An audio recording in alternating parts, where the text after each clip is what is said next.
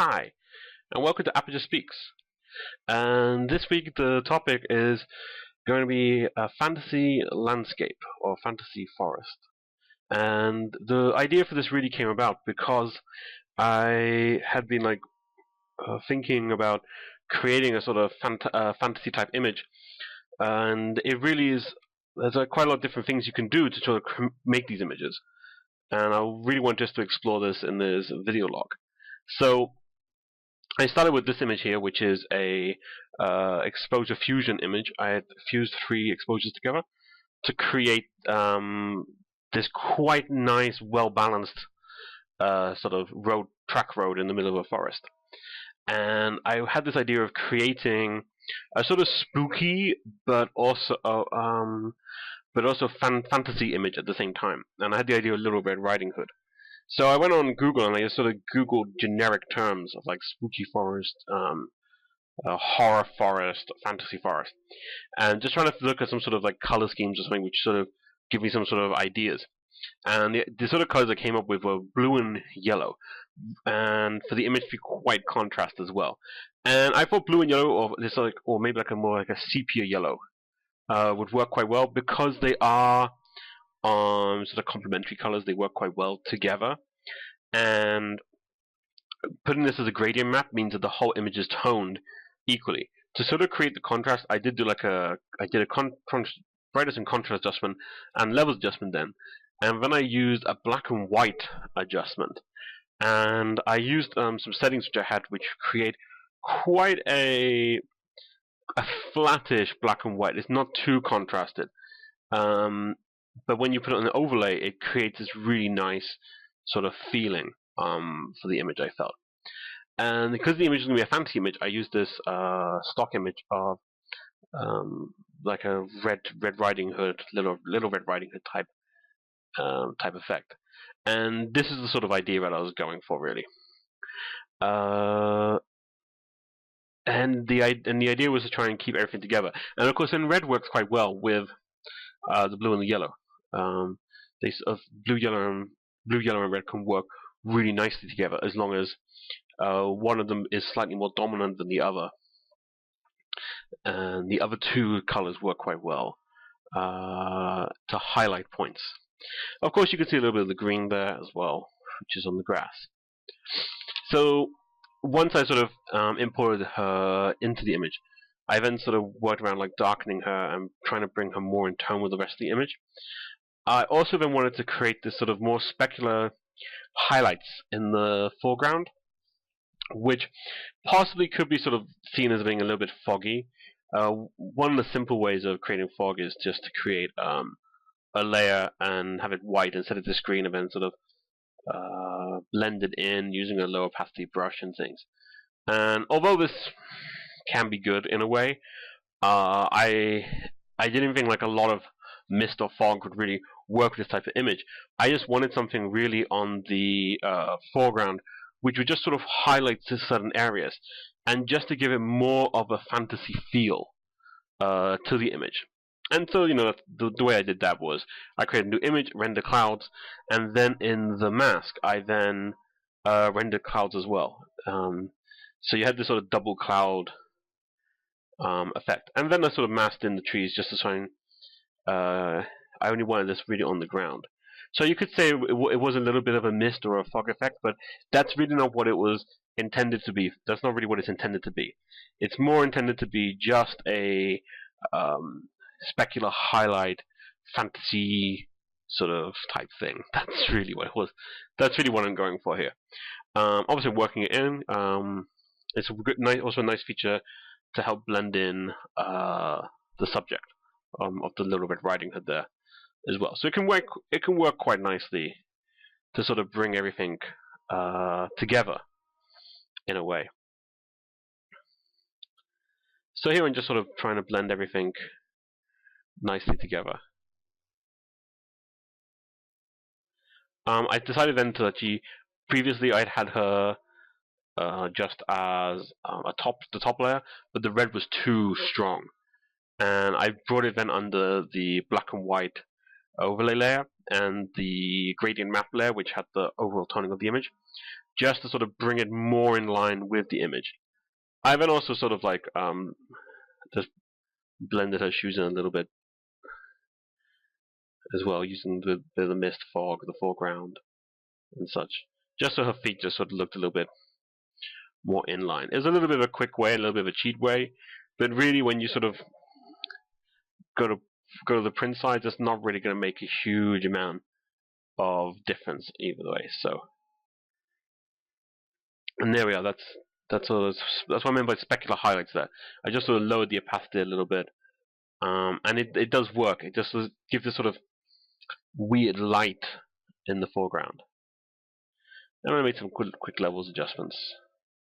But one thing I was really sort of, the blue was nice. I really liked the blue I'd chosen for the dark point of the gradient map, but it just, for me, it was just, for the whole time I was editing, it really wasn't working. So I changed that quite a few times, because although I've chosen it, I really could have chosen a black and then had it fade to blue and so like a lower shadow area. It really wouldn't have worked, I don't think. So I kept the blue there. So here I'm just adding in some blur, really. I filled around with the focal blur to begin with, but I didn't think it would work too well. I was just sort of thinking about it. The great thing with the blur gallery is you can sort of put two blurs together. So in this one, I actually used an iris blur, which was to really have a circular blur on the subject, and then I use a tilt shift blur, which really is a double gradient blur in a way. And I had this on either side. And the idea of this is you sort of get this sort of broken focus effect, but the sides are really heavily blurred then, because it had the two blurring effects. And then you have the second blur on top.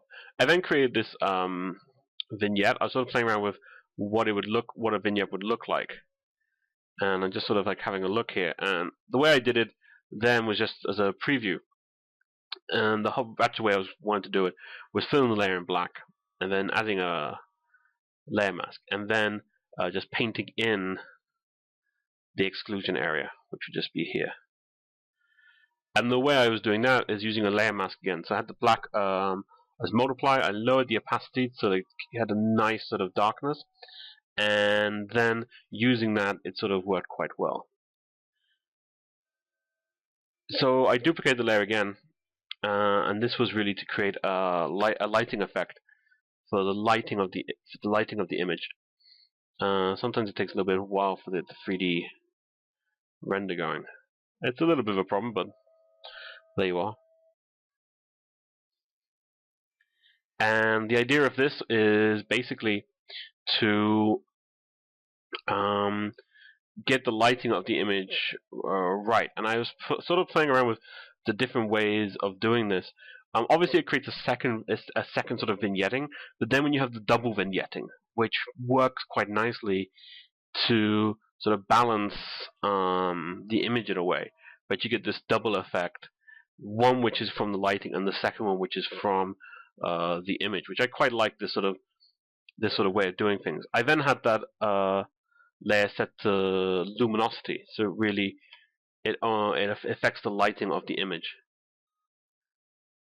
Now I was just coming more to the sort of end here. I really wasn't happy with some of the intensity, so I just sort of getting the intensity just right, just to sort of really make the image work. Remember, my main colors were blue, yellow, and red. I've let the green creep in a little bit there as well. One of the problems I had here was on the stock image. It obviously was taken in the studio with lighting on the left and the right, and what you got here is the highlights. So what I did was I filled the layer with a 50% gray, and using a brush I painted black on at a sort of lowish opacity, and it was just to darken these highlight areas, because it doesn't really work. It's sort of, it's not real. And I know I'm creating a composite, but when you create a nice composite, the best thing is to have something that looks really real in a way. So what I did was I used this brush just to sort of darken this down. Because there could be lighting from somewhere else, obviously in the wood in the forest. And just in doing this, you just sort of create a more realistic sort of composite in a way. Once again, I'm still tweaking how much like I want certain effects, like how much I want the second vignette effect, how much I want that lens lighting effect, and looking at the blur, like how much I want the actual blur to be. Just shifting around the burning in then, just to get it just right. And as you can see, the image is now quite transformed from the original, and that is really with the lighting there. So this is where I took a moment just to stop and just to look at the image. And in looking at the image, it looked okay, but the blue was still annoying me at this point, and I really had a little think about it. So I went back to the layer there, and I just dropped it down a little bit. It's so more or less so it was nearly into the black area, and for me that really got the image to a nicer place. So here, this is the final image here. So what I like about the image is that it does sort of have this fantasy sort of spookiness to it. You have this sort of light at the end, which is drawing your eye through, and then you have the model in the cape. You can see that it's red, and you can sort of like get the idea of a Red Riding Hood. That's the idea. I do like that toning I did with the blue to the yellow. It has brought out these little yellow highlighted spots from using that cloud mist effect, which really does pop in the right close foreground with the blurring effect as well. It does make this sort of like little popping of little colors there. And then bringing that up overall it's not a white, it's more of a yellow, fading into that green, and then you have the blue. It all sort of works quite well. Then with this sort of dark figure, with this sort of, it's red, but you don't know it's red. It doesn't really look red, but it is red. And so for me, this actually looks like quite a nice composite that I've ended up putting together. And it really was quite a simple thing, mainly just using some basic Photoshop bits and pieces and layering it up quite right. Like I do think the double vignetting works by having the vignetting that I created myself and then having the vignetting which comes from using lighting effects. And lighting effects, I think, is one of the really good things, maybe underused things. So I hope you can catch me on my blog, which is aperture64.wordpress.com, or even on Twitter, which is @aperture64, and I'm also on Facebook, which is facebook.com/aperture64. And I hope that you can catch me next week. I know I've had a little bit of a break in videos, but hopefully we can get them back on a weekly basis. Bye-bye.